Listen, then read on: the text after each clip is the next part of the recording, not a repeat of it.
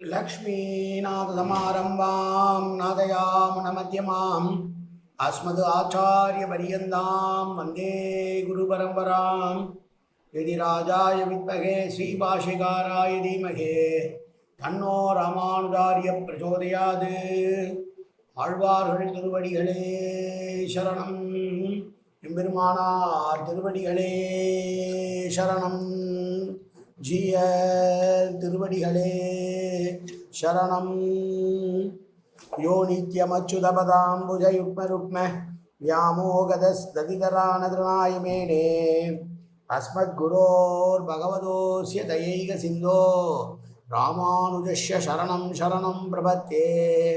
நீரார் கடலும் நிலமும் முழுதுண்டு ஏலார் ஆலம் இளங்கல் மேதுயிலெந்தாய் சீரார் திருவேங்கட மாமலிமேயாராம் உதயடியேர் கருளாயே. எல்லாம் வல்ல ஏழுமலையான் பெருங்கருணையால் 2024-25 அனத்தியாயன காலத்தினுடைய 12வது நாள் 13வது நாள் பதிவேற்றம்.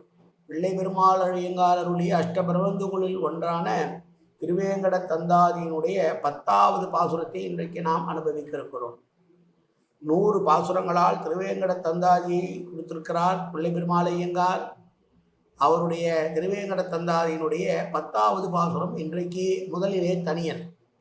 மட்டு அடை தந்தலை சூழ் வடவேங்கட வாணனுக்கு தொட்டு அடை உண்ட பிரானுக்கு அன்பு ஆம் பட்டர் தூய பொற்றாளுள் தலையுண்ட மணவாளதாசன் உகந்து உரைத்த கட்டளை சேர் திரு அந்தாதி 100 கலித்துறையே என்பது அந்த அந்தாதி.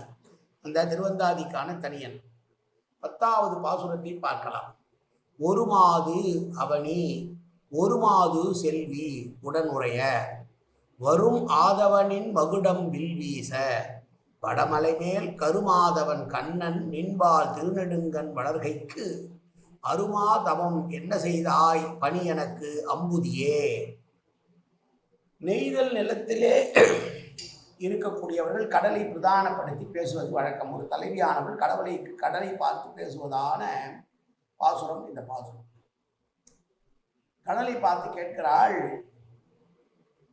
உன்னை மட்டும் எப்படி பிரியாமல் எப்போதும் உன்னிடமே படுத்து தூங்கி கொண்டிருக்கிறான் பெருமாள்.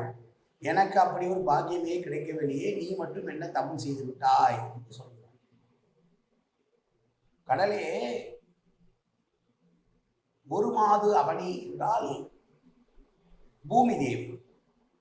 பூமி தேவி ஒரு மனைவியாகவும் செல்வி தாமரையிலே பிறந்தவள், கடலிலே தோன்றிய செல்வி என்றால் பெரிய பிராட்டியான லக்ஷ்மி பிராட்டி.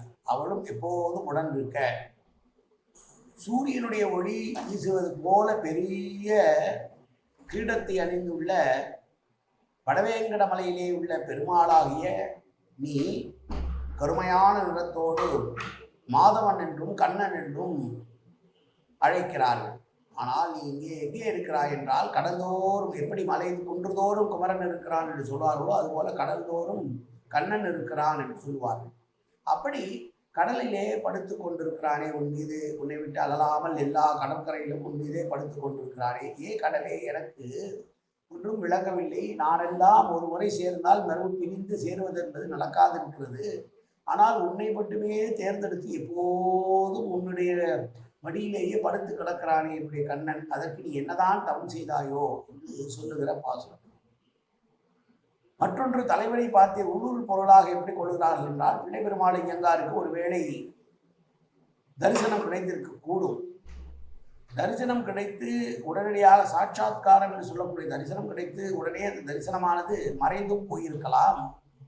அப்படி போகிற போது அவர் நினைத்து பார்க்கிறார், கடலை சொல்வது போல முனிவர்களையும் தவசேஷ்டர்களையும் பார்த்து நித்திய சூரிகளையும் பார்த்து உங்களுக்கு மட்டும் எப்படி அந்த பாக்கியம் கிடைக்கிறது, எப்போதுமே அவனோடு இருக்கக்கூடிய பாக்கியத்தை பெற்றிருக்கிறீர்களே, எனக்கு அந்த பாக்கியம் கிடைக்கவில்லையே, நீங்கள் என்னதான் தவம் செய்தீர்களோ என்று கேட்பதாக உள்ளுரை பொருளாக கொள்ள வேண்டும் என்று பெரியவர்கள் சொல்கிறார்.